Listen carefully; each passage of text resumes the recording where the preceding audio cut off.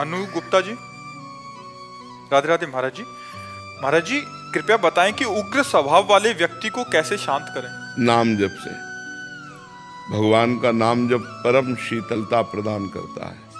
अगर हम नाम जप खूब करें तो हमारा उग्र स्वभाव नम्र स्वभाव में विनय में परिवर्तित हो जाएगा, दैन्य में परिवर्तित हो जाएगा। पर वो खूब डट के भजन करें तब ऐसे नहीं होगा।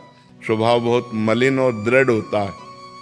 अगर जैसे उग्र स्वभाव है, मलिन और दृढ़ है, तो वो हिंसा भी कर सकता है। बाद में भले रोए बैठ के, पर उग्र स्वभाव आ गया तो उग्र स्वभाव में अपनी माँ की हिंसा कर देगा, अपने प्रियजनों की हिंसा कर देगा। बड़ा निंदनीय है उग्र स्वभाव, बड़ा निंदनीय स्वभाव है। शांत स्वभाव में होता है कि हमें बुरा लग रहा है पर हम कुछ कह नहीं रहे, चुपचाप सह रहे, वो चलेगा। लेकिन उग्र स्वभाव वाला बुरा लगते ही वो क्रिया में परिणित हो जाएगा। क्रिया में परिणित हो गया तो पूज्य जनों का अपमान कर देगा, प्रियजनों की हिंसा कर सकता है। इसलिए उग्र स्वभाव को कंट्रोल में करने के लिए सत्संग सुनो और नाम जप करो तो स्वभाव में परिवर्तन आ जाएगा। शोभा जी कोलकाता से। राधे राधे महाराज जी। महाराज जी कर्मों का हमारे जीवन पर क्या प्रभाव पड़ता है महाराज जी?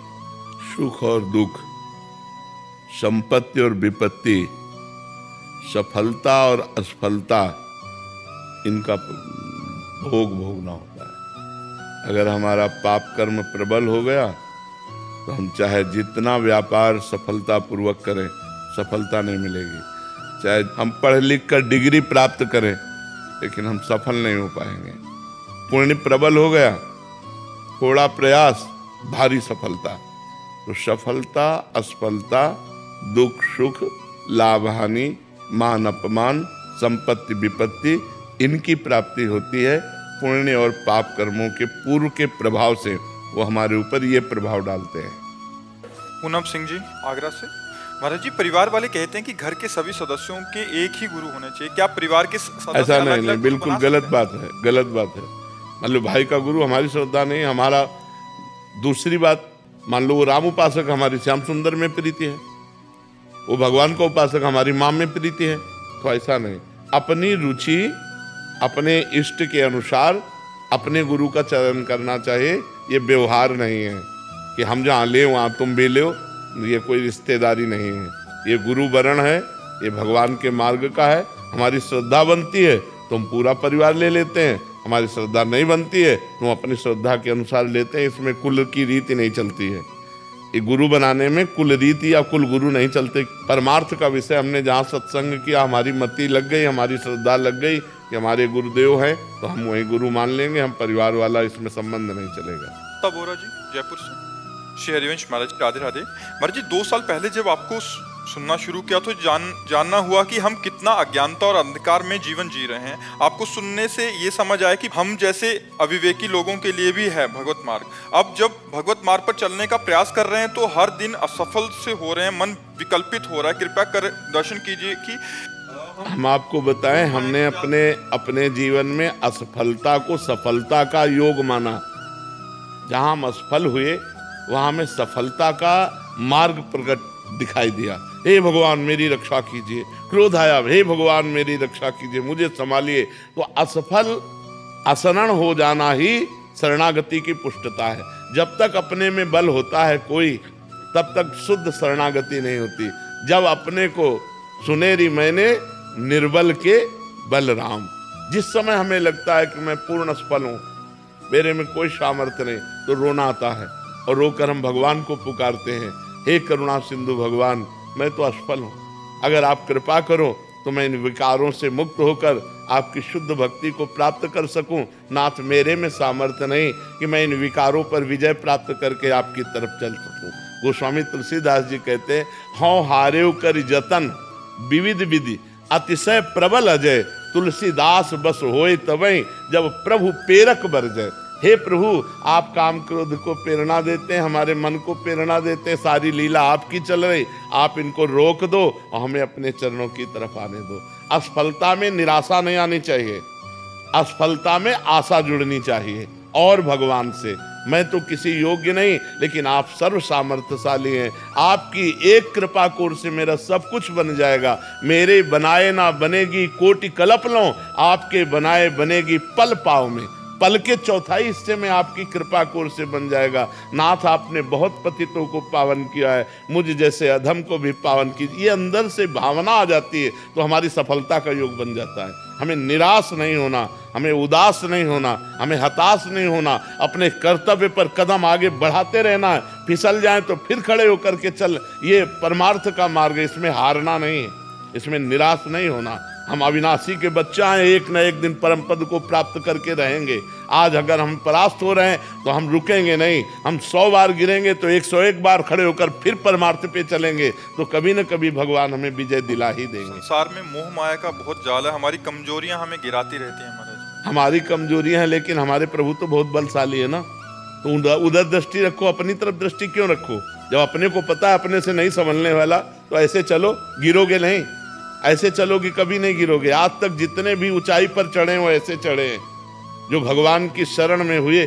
सनकादि ब्रह्म ज्ञानी, लेकिन हर समय हरि शरणम हरि शरणम हरि शरणम जपते रहते हैं। जो भगवान का नाम जप करता है, भगवान का स्मरण करता है, अपने को असमर्थ देखता है, वही तो परम पद का अधिकारी होता है, वही तो भगवान का कृपा पात्र बनता है। यही दरबार दीन को आदर रीत सदा चली आई।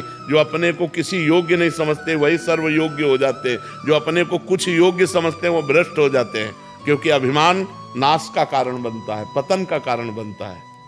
प्रभु, मेरा प्रश्न यह है कि भजन मार्ग में वो स्थिति कब बनने लगती है जब अनुकूल तथा प्रतिकूल परिस्थितियां हमारे मन को विचलित ना कर पाएं? जब हमारे द्वारा सारे पापाचरण बंद हो जाते हैं और पूर्व किए हुए पाप भजन के बल से भस्म हो जाते हैं, जब हमारा अंतःकरण निष्पाप और निर्विकार हो जाता है, तो हमारी द्वंद्वातीत स्थिति आ जाती है। निर्माण अमोहा जित संग दोषा अध्यात्म नित्या विनिवृत्त कामा द्वंद्वैर विमुक्ता सुख दुख संगई। ये स्थिति आ जाती है जब हम निष्पाप हो जाते हैं। अभी हमारे जन्म जन्मांतर के पाप हैं, हमें व्यक्ति दिखाई देता है, प्रभु नहीं दिखाई देते। हमें वासना की अभी चाहत है, अभी कामनाओं की पूर्ति की चाहत है, तो अभी हमें डट के भजन करना चाहिए। खूब नाम जप करो, सत्संग सुनो, पापाचरण से डरो, गंदे आहार से डरो, वो आपकी बुद्धि को भ्रष्ट कर देगा। जो बाजारू भोजन है, जो गंदे आहार हैं, इनसे बचो। बहुत गलत वातावरण बन रहा है। जो तुम्हारे सामने होटलों में सफाई स्वच्छता से पेश किया जाता है, लेकिन पीछे कैसे बना है, कैसे पात्र मार्जन किए गए हैं, कौन बनाने वाला है, क्या उसकी धारणा है, तो ये सब बातें हमारी बुद्धि पर बहुत प्रभाव डालती हैं। आजकल खान पान बिगड़ चुका है, हमारे आचरण बिगड़ चुके हैं, तो भजन कैसे बने? भजन तो पापवंत कर सहज स्वभाव, भजन मोर ते भाव न काऊ। अगर पापाचरण हुआ, मलिन भोजन हुआ, तो भजन बनेगा ही नहीं, मन संसार में भटकेगा। तो ये स्थिति तो तब आवे जब निष्पाप हम हों। इसके लिए डट के भजन करो। प्रभु सब में रमा हुआ, प्रभु के सिवा कोई नहीं है, पर हमारा मलिन हृदय किसी को अपना मान लेता है, किसी को पराया मान लेता है, कहीं अनुकूलता मान लेता है, कहीं प्रतिकूलता मान लेता है। इसी को साधना के द्वारा मिटाना है। उसकी साधना है, पहला, हमारे द्वारा पापाचरण नहीं होना चाहिए। जो धर्म विरुद्ध आचरण है उनका त्याग करके फिर नाम जप खूब अधिक से अधिक करो, तो आपके अंदर प्रभाव बढ़ेगा।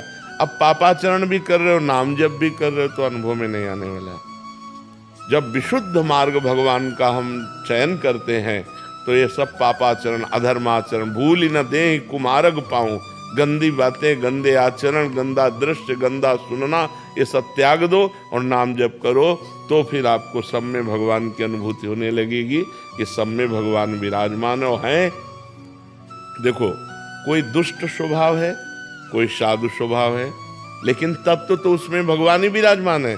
जैसे हीटर अग्नि पैदा करता है और एसी ठंडा कर रही, कूलर ठंडा कर रहा है, लेकिन बिजली दोनों में तो एक ही ना। बिजली में तो कोई अंतर नहीं है। जो हीटर में बिजली है वही फ्रिज में है, वही कूलर में है, वही एसी में है। ऐसे ही अच्छा स्वभाव या बुरा स्वभाव, ये क्रूरा अपि पापिनो न च सताम संभाष्य दृश्यास्ते सर्वान वस्तुतया निरीक्ष परम स्वाराध्य बुद्धिर्मम। जो क्रूर हैं, दुष्ट हैं, पापी हैं, संभाषण करने योग्य भी नहीं है, उनमें भी मेरा भगवान विराजमान है। क्योंकि भगवान कोई कण, कोई क्षण ऐसा नहीं जहाँ भगवान न हो। सर्वत्र भगवान विराजमान है। ये सिद्ध करने के लिए हमें भजन की आवश्यकता है। हम भजन करें, गंदे आचरणों का त्याग करें, तभी हमारे अंदर ये भाव आ पाएगा। और ये आ गया तो जीवन मुक्त हो गया। सर्वत्र भगवत बुद्धि हो गई तो वो जीवन मुक्त हो गया। अब उसे कुछ करना थोड़ी बाकी है, वो आवागमन के चक्र से मुक्त हो गया। जो सर्वम खलविदम ब्रह्म वासुदेवा स्वरमिति ईशावास्यमिदम सर्वम यत् किंच जगत्याम जगत, जो कण कण में भगवान का दर्शन कर रहा है, इससे बड़ा महापुरुष कौन हो सकता है? सा महात्मा तो दुर्लभा। मर्द जी दर्शन कर रहे हैं पर फिर बर्तन कैसे करना है? बर्ताव वैसे ही होगा, पत्नी के साथ पत्नी जैसा, बहन के साथ बहन जैसा, माँ के साथ माँ जैसा, बेटी के साथ बेटी जैसा। दर्शन है, बर्तन एक जैसा नहीं हो सकता। सब में भगवान विराजमान है। बर्ताव पुत्र के साथ पुत्र जैसा, पिता के साथ पिता जैसा, समाज में जो जैसा बर्ताव वैसा ही बर्ताव है। पत्नी के साथ पत्नी जैसा व्यवहार, माँ के साथ माँ जैसा व्यवहार, बहन के साथ बहन जैसा व्यवहार। लेकिन भगवान सब में एक है, भगवत तत्व सब में एक है। व्यवहार में समवर्तिता नहीं है, समदर्शिता है। समदर्शन करो, पंडिता समदर्शिना विद्या विनय संपन्ने ब्राह्मणे गविहस्तिनी सुनीचय सुपाकेचा पंडिता समदर्शिना। जैसे गाय और कुतिया दोनों में हम भगवत दर्शन कर सकते हैं, लेकिन बर्ताव अलग होगा। सुनी चाहे सुपाकेचा पंडिता समदर्शिना। चांडाल में, पवित्र ब्राह्मण में, गौ में, हाथी में, कुत्ते में एक ही परमात्मा को जो देखता है, बर्ताव नहीं हो सकता। गाय के गोबर से लीपने पर पवित्रता मानी जाती है, लेकिन कुत्ते के गोबर को थोड़ी लीपा जा सकता है। बर्ताव एक जैसा हो ही नहीं सकता है। और जो बर्ताव एक जैसा करना चाहता है वो मूर्ख है, पागल है। बर्ताव एक जैसा हो ही नहीं सकता। बर्ताव तो धर्म के अनुसार होगा, लेकिन दृष्टि एक होगी कि सब में परमात्मा विराजमान है। पंडिता समदर्शिना, न कि वर्तिना। समदर्शन, समदर्शन, सब में भगवान विराजमान है। बर्ताव एक जैसा। अगर बर्ताव में चूक हो गई तो फिर दुर्गति हो जाएगी। बर्ताव ही तो संभालना है। वही ज्ञानी है जो बर्ताव को संभाल ले। जितने झगड़े होते हैं वो सब बर्ताव में होते हैं, जितने पाप होते हैं सब बर्ताव में होते हैं। झगड़ा कभी हो ही नहीं सकता यदि अपने सुख की चाह ना हो। अगर हम दूसरों के सुख की चाह कर लें कि हजारों को लाखों को सुख मिले हमारे द्वारा, कभी कोई झगड़ा नहीं हो सकता, कभी कोई शिकायत नहीं है। शिकायत वही है जहां मेरे सुख की हानि हो रही है। हम अपने सुख को जहां देखते हैं वहीं झगड़े हो रहे हैं, जहां हम अपने सुख को देखते हैं वहीं पाप हो रहा है, जहां हम अपने सुख को देखते हैं वहीं अधर्म हो रहा है। धर्म, निष्पापता, निर्वैरता, इस सर्व सुख में है। सबको सुख मिले, अधिक से अधिक लोगों को सुख मिले। अगर मेरे को दुख मिल रहा चलेगा, अकेले मेरे को दुख मिल रहा चलेगा, लेकिन लाखों को सुख मिल रहा है, ऐसा कहाँ? ये जो इतना हाहाकार मचा है ना, जितना हाहाकार मचा, ये नहीं हो, यो हो, ऐसा हो, वैसा हो, जहां अपने सुख की बात है वहीं झगड़ा हो रहा है। मेरा सुख छिन रहा है, मेरा सुख लुट रहा है, बस इसी बात के लिए झगड़ा हो रहा है। जितने पाप हो रहे हैं वो सब अपने सुख के लिए हो रहे हैं। अगर अपना सुख छोड़ दे और दूसरों का सुख स्वीकार कर ले, दूसरों के सुख के लिए, तो परम धर्म बन जाए। पर हित सरिस धर्म नहीं भाई। जहां कहीं भी कुछ भी हो रहा है, वहां देख लो परहित की भावना और स्वसुख की भावना में युद्ध हो रहा है। जहां लाखों को सुख मिलना है, वहां हमारा सुख अगर बाधित हो रहा है, तो हम अपने सुख को बचाने के लिए लाखों के सुखों को तोड़ सकते हैं। आज हमारी समाज में जितनी द्वंद्व हैं, जितने झगड़े हैं, जितने पाप हैं, वो सब इसी के कारण हो रहे हैं, जो विकास नहीं हो रहा बुद्धि का विकास। और अगर दूसरों को सुख मिलेगा तो मेरे को सुख तो मिलेगा ही, अपने आप मिलेगा, क्योंकि वो लौट करके हमारे पास ही आएगा। अगर हम तुम्हें दुख देना चाहते हैं तो वो लौट कर हमारे पास आएगा। जो हम देना चाहते हैं वो हमारे पास लौट के आएगा। ये सिद्धांत है। अगर हम आपको सुख देना चाहते हैं तो सुख लौट के आएगा, और दुख देना चाहते हैं तो दुख लौट के हम ही को प्राप्त होगा। तो समवर्तन तो हो ही नहीं सकता, समदर्शन हो सकता है। आज पूजा बंसल जी चंडीगढ़ से। राधे राधे महाराज जी। महाराज जी, जब हृदय गहरे दुख में होता है और भीतर असहनीय कष्ट उठता है, तब उस दुख को ईश्वर प्राप्ति या आत्म मुक्ति का माध्यम कैसे बनाया जा सकता है? कैसे गहरा दुख हो सकता है जब नाम चल रहा है? गहराई में तो नाम बैठा हुआ है, तो वहां दुख कैसे प्रवेश कर सकता है? अब जिसके नाम नहीं चल रहा है तो प्रपंच में तो गहरा दुख भोगना ही पड़ेगा। इसीलिए तो कहते हैं नाम को अपने साथ रखो, मुख में हो राम नाम, राम तेरे हाथ में, बंदे तू अकेला नाही, राम तेरे साथ में। भगवान जब साथ में तो हमें गहरा दुख कैसे हो सकता है? क्या गहरा दुख हो सकता है? शरीर स्वस्थ अस्वस्थ इससे कोई फर्क नहीं पड़ता, मन स्वस्थ है कि नहीं। मन सावई मन कृष्ण पदारविंदयो, मन भगवान के चरणों में तो हर समय एक उल्लास बना रहता है, एक आनंद रहता है। मरने से सब जग डरा, मेरो मन आनंद, कब मरी हो कब भेटी हो पूरन परमानंद। दुख कहाँ गहराई में घुस सकता है? जब नाम का पहरा है तो दुख घुस कैसे सकता है? नाम पहारू दिवस निशि, ध्यान तुम्हार कपाट, कैसे घुस सकता है?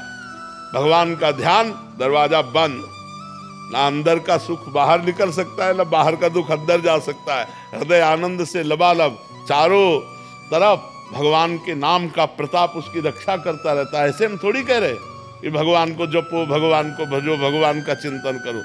हम कह रहे हैं लोक परलोक के सारे सुख आपके चरणों को चूमेंगे यदि भगवान का भजन करोगे। तो क्या आप भगवान के नहीं हो? जो आप दुख भोग रहे हो, आप अशांति भोग रहे हो, आप परेशानी भोग रहे हो, उसका कारण आपके पाप कर्म है। अगर पाप कर्मों को बंद कर दो, भगवान का स्मरण करो, तो लक्ष्मीपति हैं, अनंत मायापति हैं, अनंत ब्रह्मांडों के पति हैं। अरे किलो 2 किलो सोना की बात क्या, 1 लाख योजन का पर्वत है जिसे सुमेरु पर्वत कहते हैं। 1 लाख योजन चौड़ा, 1 लाख योजन लंबा और टोटल सोने का। भगवान की माया में कमी है? अनंत ब्रह्मांडपति हैं। तो हम लोग क्या है, अहंकार से जीना चाहते हैं, भगवान की शरण में होकर नहीं। पाप कर्म करना चाहते हैं, उससे सुखी होना चाहते हैं सुख और करते हैं पाप, तो पाप का परिणाम दुख है, कहां सुख मिलेगा? इसलिए नाम जप करो, भगवान के आश्रित रहो। ये मांस खाना, मदिरा पीना, पराई स्त्री से व्यभिचार करना, दूसरे से छीन झपट, लूट घसूट, हिंसा, ये बंद करो।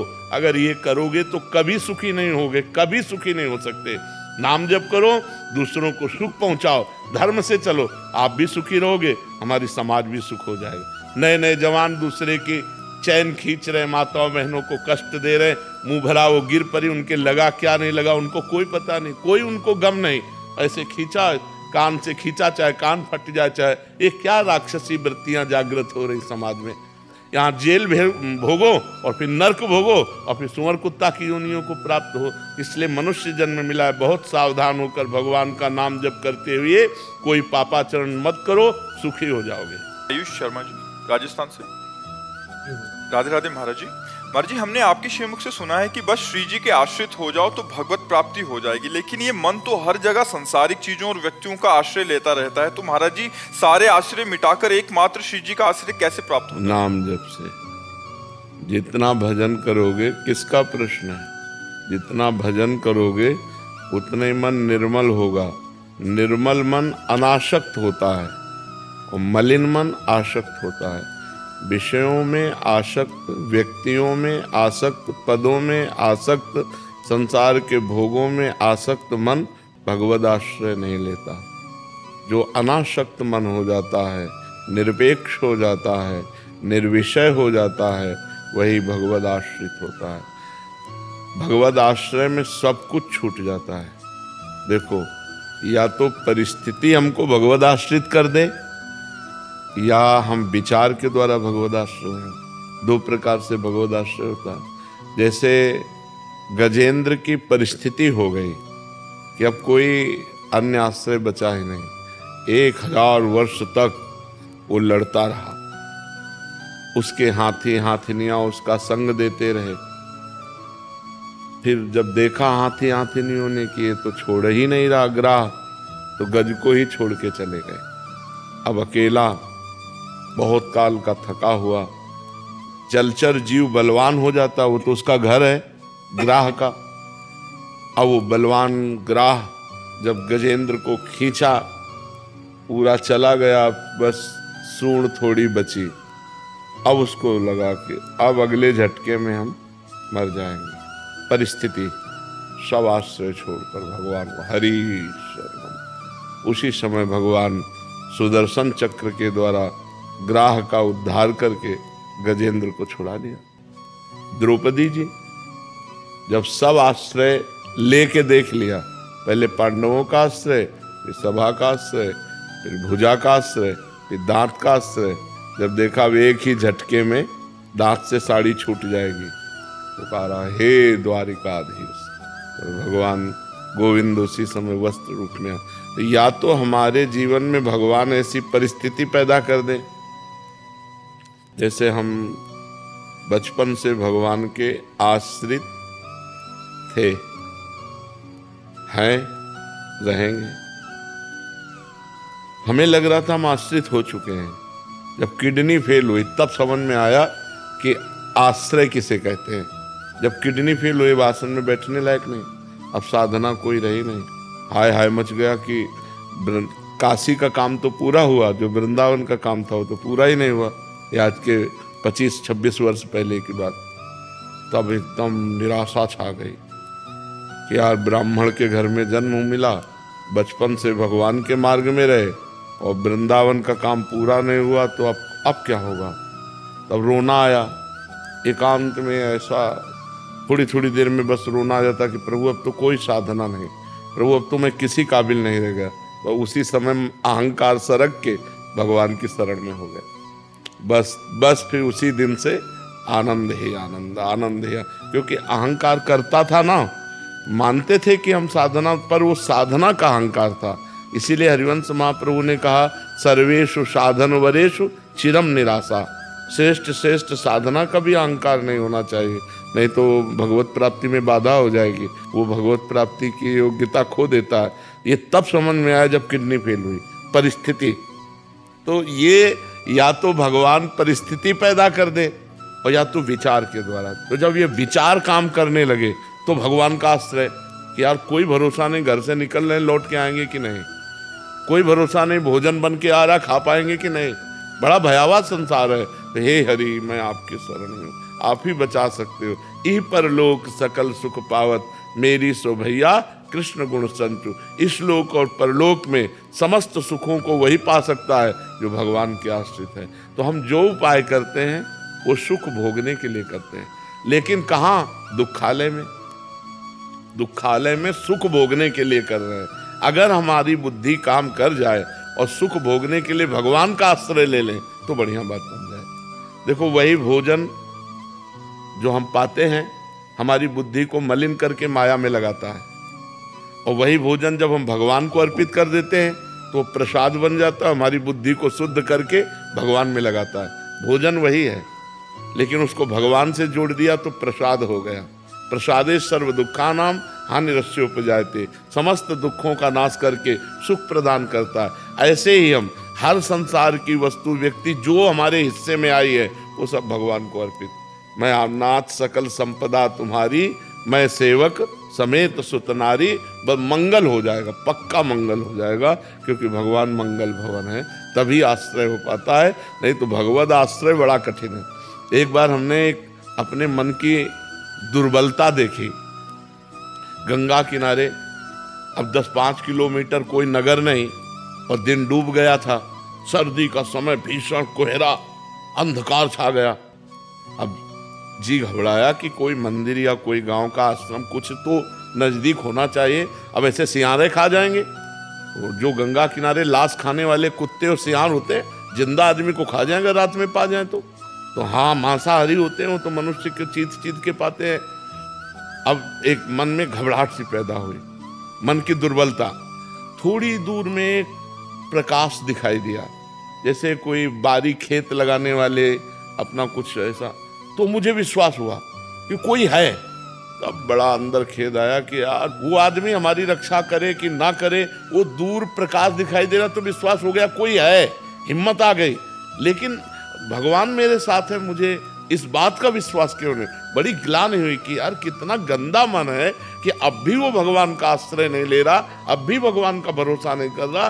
दूर व्यक्ति दिखाई दिया तो विश्वास हो गया, तो डर खत्म होने लगा कि कोई तो है। अब वो हमारा पक्ष ले कि ना ले, वो आदमी है क्या नहीं, लेकिन भगवान तो हमारे साथ हैं, उनकी हम शरण में हैं, उनके हम लिए जीवन अर्पित है, फिर मुझे क्यों विश्वास। ये है माया। तो भगवान की कृपा से ही भगवान का आश्रय होता है, भगवान की कृपा से ही भगवान में विश्वास होता है, भगवान की कृपा से ही भगवान का भजन होता है। इसलिए भगवान के आश्रित होकर भगवान से एक ही बात मांगे कि आपका भजन मिल जाए बस।